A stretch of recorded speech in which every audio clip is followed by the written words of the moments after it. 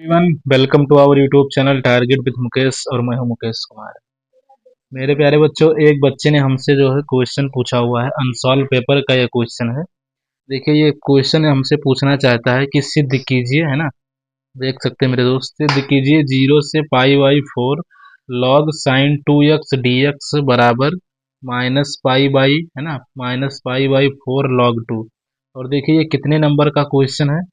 तो ये बड़ा तगड़ा नंबर का है मेरे भाई, यानी कि ये 8 नंबर का आपको दिख रहा होगा, देख सकते हैं।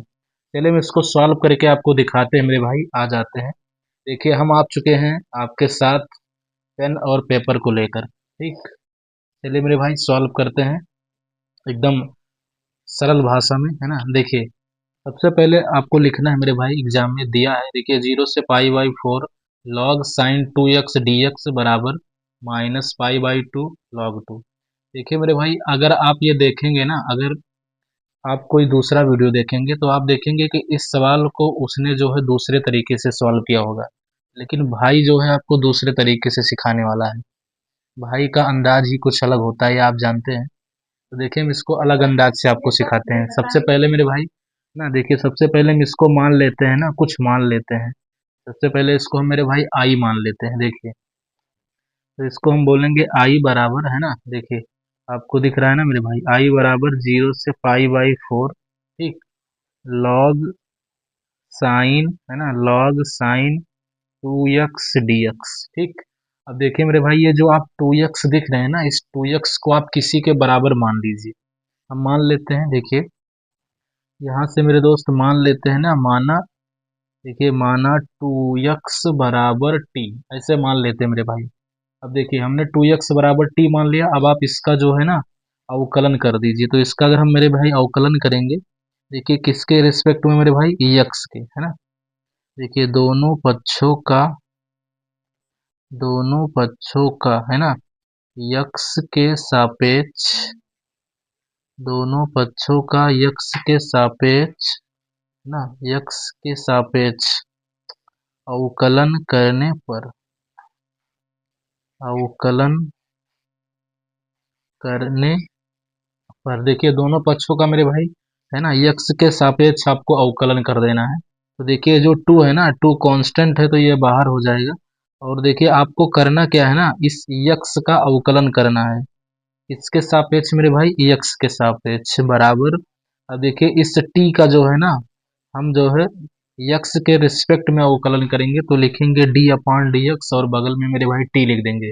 आप जानते होंगे कि अवकलन ऐसे ही किया जाता है। देखिए यक्स का अगर हम यक्स के सापेक्ष में अवकलन करते हैं तो इसका मान मेरे भाई 1 हो जाता है।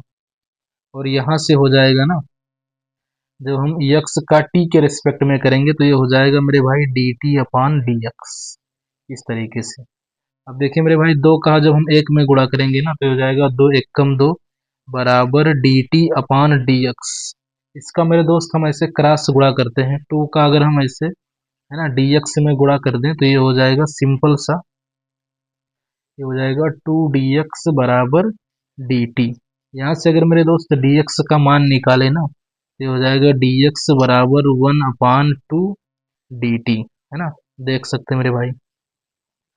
अब मेरे भाई समझने वाली बात यहाँ पर ये है ना कि आप देखें ही कि ये जो सवाल था ना, इसमें आपको समाकलन करना था जो है यक्स के सापेक्ष। तो ये जो लिमिट आपको दी गई थी 0 से π/4, ये मेरे भाई यक्स का मान है। जब आपको यक्स के सापेक्ष समाकलन करना होगा तो आप समझेंगे कि ये यक्स का मान है, यक्स बराबर 0 से यक्स बराबर π/4।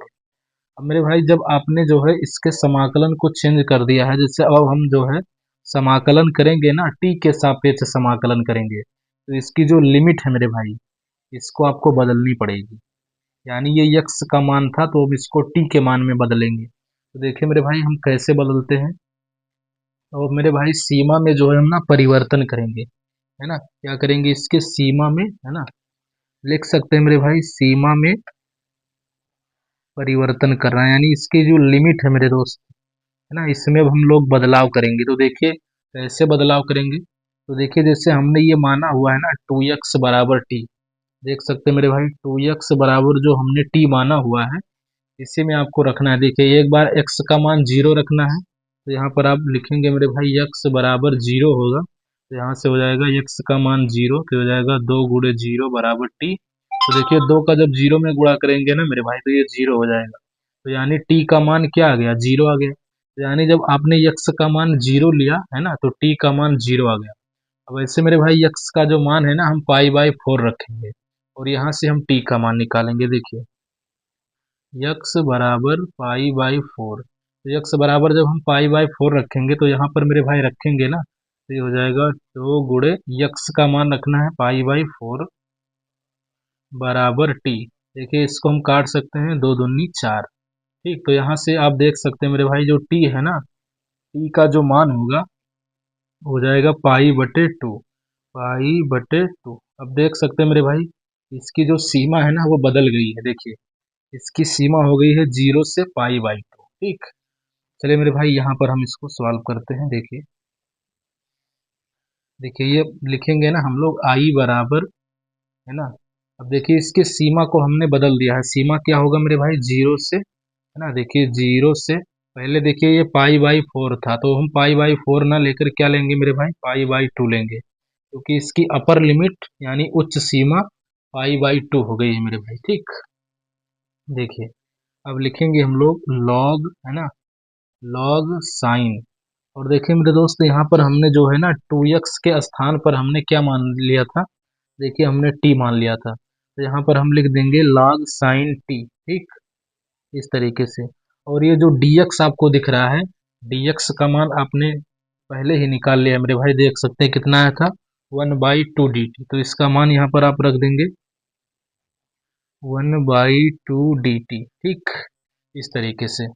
अब मेरे भाई ये 1/2 जो है ना कांस्टेंट है तो इसको हम बाहर ले लेते हैं। तो ये 1/2 जो है ना ये बाहर हो जाएगा तो ये हो जाएगा 0 से π/2, है ना, लॉग लॉग साइन टी, है ना मेरे भाई, ये हो जाएगा dt, log sign T dt। ठीक, अब मेरे दोस्त आपको एक फार्मूला याद होगा, अगर आपको नहीं याद है तो मैं आपको याद दिलवाता हूँ। देखिए ये आप सूत्र के रूप में मेरे दोस्त इसको याद कर सकते हैं कि कभी भी ना अगर आपसे ये कहा जाए 0 से π/2, ठीक, अगर आपसे पूछा जाएगा कि लॉग, है ना, लॉग साइन x dx, इसका आप समाकलन ज्ञात कीजिए। तो कभी भी मेरे दोस्त अगर इसका आपको समाकलन पूछा जाएगा ना तो आप इस बात को डायरेक्ट जो है याद कर सकते हैं, है ना।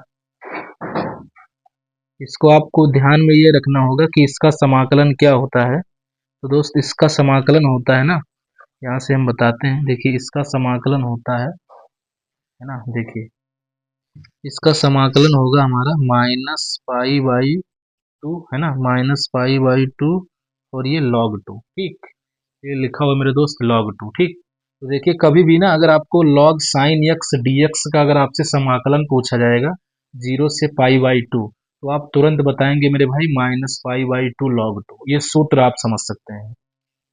अगर मेरे दोस्त आप यहाँ पर ध्यान से देखें ना, यहाँ से यहाँ तक पूरा पूरा, तो आप देख रहे होंगे कि जैसे यहाँ पर x है मेरे भाई, यहाँ पर t है, यहाँ पर dt है, तो यहाँ पर dx है। यानी कि ये जो फार्मूला है यहाँ पर मेरे दोस्त फिट बैठता है। तो यानी इस पूरे पूरे का अगर मैं समाकलन करूँगा तो इसका मान आएगा -π/2 log 2।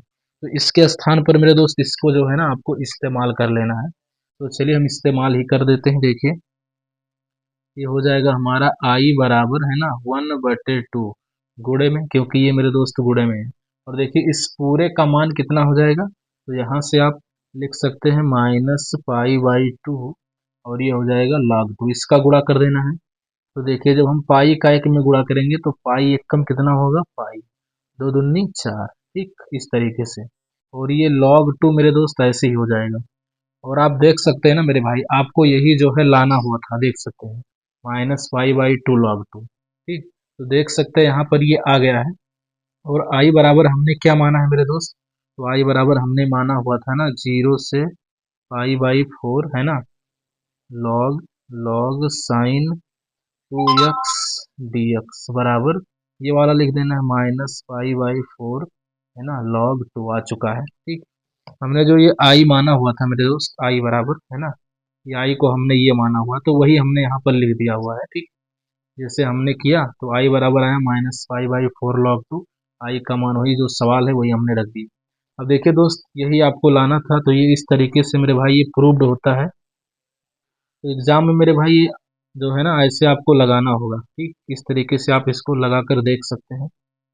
और ये मेरे भाई जो है 8 नंबर का आता है, बड़ा इंपॉर्टेंट सा क्वेश्चन है अपने आप में। अगर ये तरीका मेरे भाई आप लगाएंगे ना, तो 100% जो है अच्छा रहेगा। और ये मेरे भाई काफ़ी छोटा भी है, मुझे लगता है कि आपको समझ में भी आ गया होगा, इसमें कोई दिक्कत वाली बात नहीं है। इस ये जो है क्वेश्चन एक भाई ने हमसे पूछा हुआ था, तो इसीलिए हमने इसको बता दिया मेरे भाई, है ना। बड़ा शॉर्ट में मैंने आपको समझाया। ये सूत्र आपको ध्यान रखना है मेरे दोस्त, कि अगर log sign x D x का कभी भी मेरे भाई अगर आपसे अवकलन पूछा जाए, सॉरी समाकलन पूछा जाएगा मेरे भाई 0 से π/2 पर, तो आपको ये बता देना है -π/2 log 2। तो यही जो मान है मेरे भाई, इस पूरे का मान हमने यहाँ पर ये रख दिया है -π/2 log 2। और 1/2 ये जो बगल में था वैसे ही हमने रख दिया, वो गुणा कर दिया, सिंपल सा आंसर आ गया। ये हो गया मेरे दोस्त प्रूव्ड। यहाँ से मेरे भाई 8 नंबर पक्का हो जाता है। चलिए मेरे दोस्त, अगर ये वीडियो आपको अच्छा लगा हुआ है, तो आप अगर इस चैनल पर पहली बार है मेरे भाई, तो इसको आप सब्सक्राइब कर सकते हैं। अपने दोस्तों के साथ भी मेरे भाई शेयर कर सकते हैं, यदि आपको समझ में आया हो तो। चलिए मेरे भाई, मिलते हैं अगले वीडियो में, किसी और वीडियो में आपसे मुलाकात करते हैं, तब तक के लिए बाय बाय।